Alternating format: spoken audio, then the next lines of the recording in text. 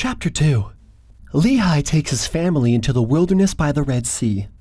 They leave their property. Lehi offers a sacrifice to the Lord and teaches his sons to keep the commandments. Laman and Lemuel murmur against their father. Nephi is obedient and prays in faith. The Lord speaks to him, and he is chosen to rule over his brethren. About 600 BC. For behold, it came to pass that the Lord spake unto my father, yea, even in a dream, and he said unto him, Blessed art thou, Lehi, because of the things which thou hast done, and because thou hast been faithful and declared unto this people the things which I commanded thee. Behold, they seek to take away thy life. And it came to pass that the Lord commanded my father, even in a dream, that he should take his family and depart into the wilderness. And it came to pass that he was obedient unto the word of the Lord, wherefore he did as the Lord commanded him. And it came to pass that he departed into the wilderness, and he left his house and the land of his inheritance, and his gold, and his silver, and his precious things, and took nothing with him, save it were his family, and provisions, and tents, and departed into the wilderness. And he came down by the borders near the shore of the Red Sea, and he traveled in the wilderness and the borders which are nearer the Red Sea. And he did travel in the wilderness with his family, which consisted of my mother, Sariah, and my elder brothers, who are Laman, Lemuel, and Sam. And it came to pass that when he had traveled 3 days in the wilderness, he pitched his tent in a valley by the side of a river of water. And it came to pass that he built an altar of stones, and made an offering unto the Lord, and gave thanks unto the Lord our God. And it came to pass that he called the name of the river Laman, and it emptied into the Red Sea, and the valley was in the borders near the mouth thereof.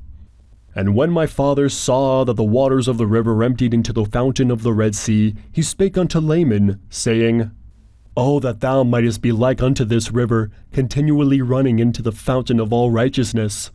And he also spake unto Lemuel, O that thou mightest be like unto this valley, firm and steadfast, and immovable in keeping the commandments of the Lord.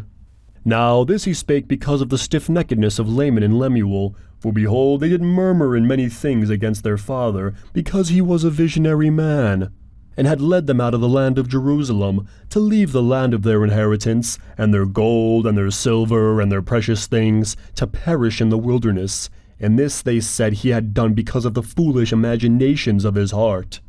And thus Laman and Lemuel, being the eldest, did murmur against their father, and they did murmur because they knew not the dealings of that God who had created them. Neither did they believe that Jerusalem, that great city, could be destroyed according to the words of the prophets, and they were like unto the Jews who were at Jerusalem, who sought to take away the life of my father. And it came to pass that my father did speak unto them in the valley of Lemuel, with power, being filled with the Spirit, until their frames did shake before him, and he did confound them, that they durst not utter against him. Wherefore they did as he commanded them.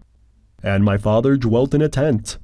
And it came to pass that I, Nephi, being exceedingly young, nevertheless being large in stature, and also having great desires to know of the mysteries of God, wherefore I did cry unto the Lord, and behold, he did visit me, and did soften my heart, that I did believe all the words which had been spoken by my father.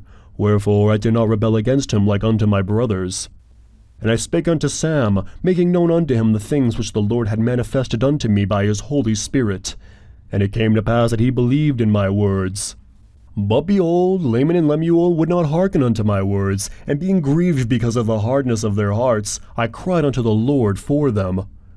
And it came to pass that the Lord spake unto me, saying, Blessed art thou, Nephi, because of thy faith, for thou hast sought me diligently, with lowliness of heart.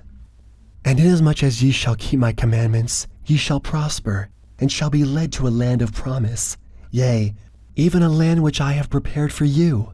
Yea, a land which is choice above all other lands. And inasmuch as thy brethren shall rebel against thee, they shall be cut off from the presence of the Lord. And inasmuch as thou shalt keep my commandments, thou shalt be made a ruler and a teacher over thy brethren. For behold, in that day that they shall rebel against me, I will curse them even with a sore curse, and they shall have no power over thy seed, except they shall rebel against me also. And if it so be that they rebel against me, they shall be a scourge unto thy seed, to stir them up in the ways of remembrance.